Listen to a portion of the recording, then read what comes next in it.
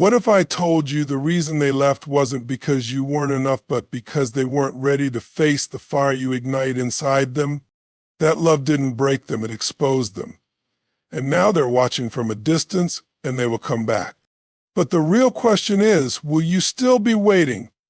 Or will you have risen so high that they no longer recognize the version of you they left behind? Most people get stuck waiting, obsessing, and trying to decode silence. What if the time between goodbye and return is your personal battlefield for transformation?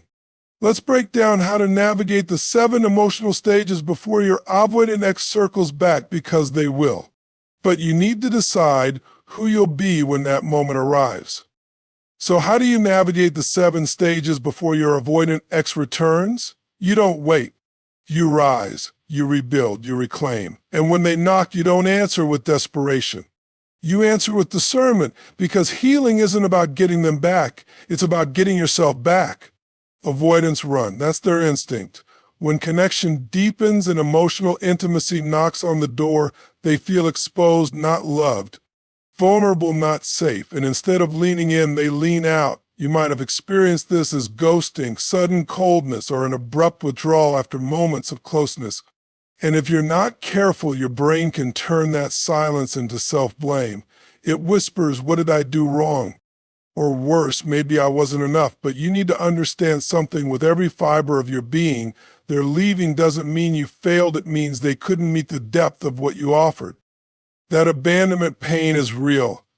And I'm not here to sugarcoat it. It can feel like a hole punched through your chest. Like you're floating in space with no anchor, no closure, no explanation. But if you don't consciously own the abandonment, if you don't call it out for what it is, it will quietly become a narrative that defines your self-worth.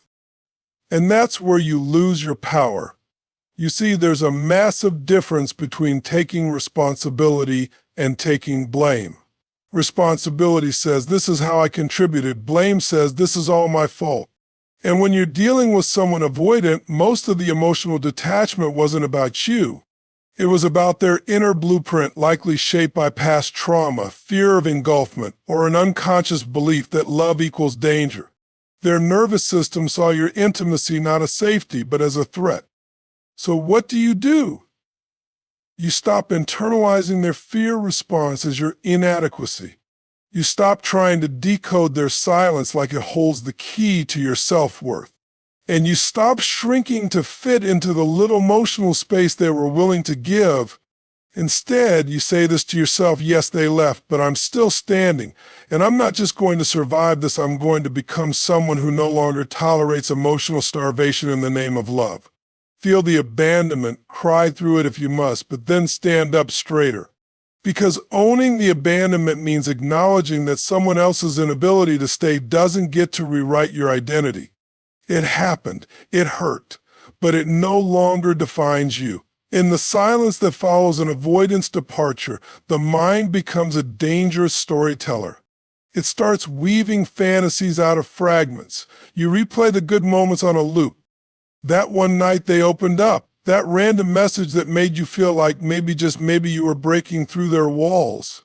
And the mind, desperate for connection, begins filling in the blanks with hope, not truth. They probably just need time. They'll come back once they realize how much I mean to them. They love me, they're just scared. And maybe those things are partially true. But here's what's more important. The fantasies are feeding your emotional addiction, not your healing. The longer you hold on to the potential of who they might be, the further you drift from reality and from yourself. The relationship becomes a highlight reel of all the good moments, while the painful patterns, the emotional unavailability, the mixed signals, the cold retreats get buried under layers of romantic rationalization. This is why you need to starve the fantasy and feed the facts, because fantasy keeps you stuck. It keeps you chasing closure, reading old texts, watching their social media like it's a lifeline. It keeps you waiting when you should be waking up.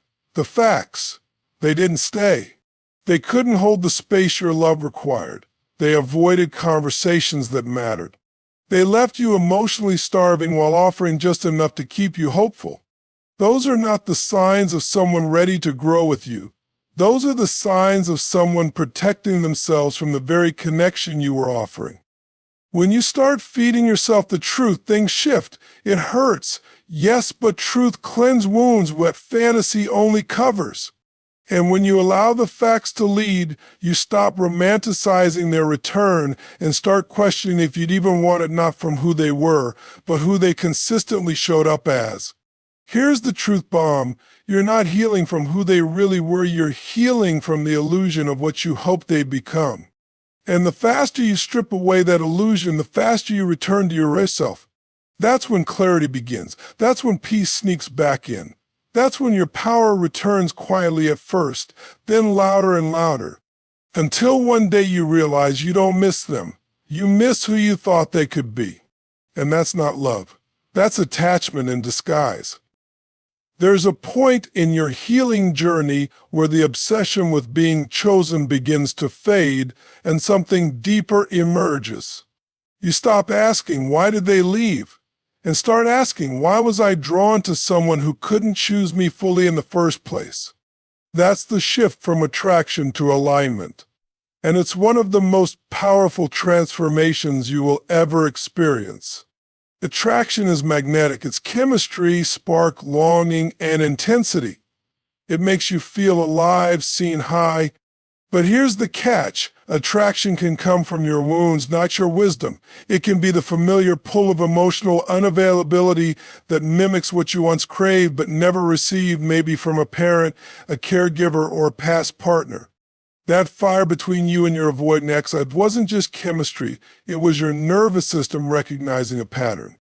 But alignment is different. It's not as loud at first. It doesn't scream. It resonates. It's when your values, emotional needs, and future vision match up with another person. Alignment feels like safety, not chaos. It feels like mutual effort, not one-sided hope. And the truth is, many of us chase attraction so blindly that we never stop to ask, is this even aligned with who I'm becoming? This is your moment to pause and get radically honest. The version of you that was attracted to them, what did she need? Was she seeking validation? Was she afraid of being alone? Was she addicted to proving she was lovable enough for someone emotionally unavailable? Because if they walk back into your life today, unchanged, unhealed, still guarded, still inconsistent, would you still want them? Or would you finally recognize that your soul was craving something far deeper than hot and cold passion? This is where growth becomes non-negotiable. You start focusing less on whether they're thinking about you and more on whether you're living in alignment with your worth. You invest in your emotional fitness. You redefine your standards. You surround yourself with people who show up with consistency, not confusion. And ironically, this is the exact moment when avoidants tend to reappear, not because they're healed, but because they feel the shift in your energy. You're no longer orbiting them. You're rising. And to someone who always expected you to wait, your evolution becomes magnetic. But now the difference is you're no longer drawn to what used to break you. They always come back. Maybe not today, maybe not even this month, but they do. Avoidants are often not gone forever. They're circling, lurking in the shadows of your progress. And when they return, it's rarely with a grand apology or profound transformation. It's subtle. A "Hey, how you been?" A song they send, a photo they like after months of silence. It's never about closure. It's about reconnection without responsibility. But by the time they come back, the question is no longer will they choose you. It's will you choose them.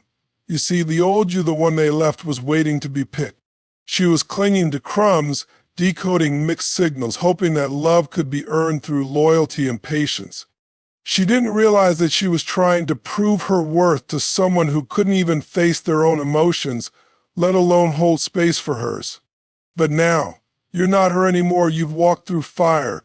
You've felt every ache of rejection. You've stared at your phone in silence. You've cried, screamed, doubted yourself, and still you're here, still rising, still evolving. So when that text comes, when they pop up like a ghost from a life you've outgrown, don't respond with the same longing. Don't collapse back into the old patterns that made you smaller just to keep them close. Instead, pause, breathe, and remember who you've become. This is your moment of truth. Because real power isn't in getting someone back, it's in deciding if you even want them anymore. You have a new lens now. You've outgrown emotional breadcrumbs. You've learned to identify what real, healthy love looks like. And more importantly, you've learned to give that love to yourself first. This time, you're not flattered by attention that once made you desperate. You're discerning. You understand that access to your heart is not a right, it's a privilege. A sacred space earned through consistency, honesty, and emotional maturity. And if they're still showing up with the same avoidance, the same fear, the same shallow engagement, then you smile, you breathe, and you choose you. Because this is no longer about being chosen. This is about becoming the version of yourself who chooses consciously, not from loneliness, but from alignment. Not from fear, but from freedom. So many people spend months, even years, stuck in limbo waiting for the avoidant ex to return. They analyze every silence, every memory, every what if. But here's the truth, your healing cannot be dependent on their return. It has to be anchored in your own reclamation. The person who left wasn't just walking away from you, they were running from themselves. And you were left in the ruins, but within those ruins was the space to rebuild something far greater, yourself. Every stage you pass through, every tear you shed, every truth you confront, it's all shaping you into someone who no longer settles for love that feels like confusion. Because healing from an avoidant isn't about forgetting them, it's about remembering yourself. It's about stepping into your emotional maturity and recognizing that love isn't supposed to feel like guessing. It's not meant to feel like performance or pursuit. It's meant to feel safe, seen, chosen without conditions. The silence you once feared becomes sacred. The waiting room becomes your training ground, and the obsession with being chosen transforms into a deep, unshakable knowing that you already are enough with or without their validation. So when they do return, and they most likely will be the fairy tale you once imagined, it won't be the cinematic reunion with violins playing in the background. It'll be a quiet moment where you get to look them in the eyes and measure their growth against your own. And that's when you'll realize the real question was never will they come back. The real question was, will I still want what I once begged for? And more often than not, the answer is no, not because you don't care, but because you finally stopped chasing chaos and started choosing peace. You've outgrown the emotional breadcrumb trail. You've remembered who you are. And now the only love you accept is the kind that speaks fluently in presence, effort, and truth. You no longer crave their return, you respect your own. And that is the true power in navigating these 7 stages.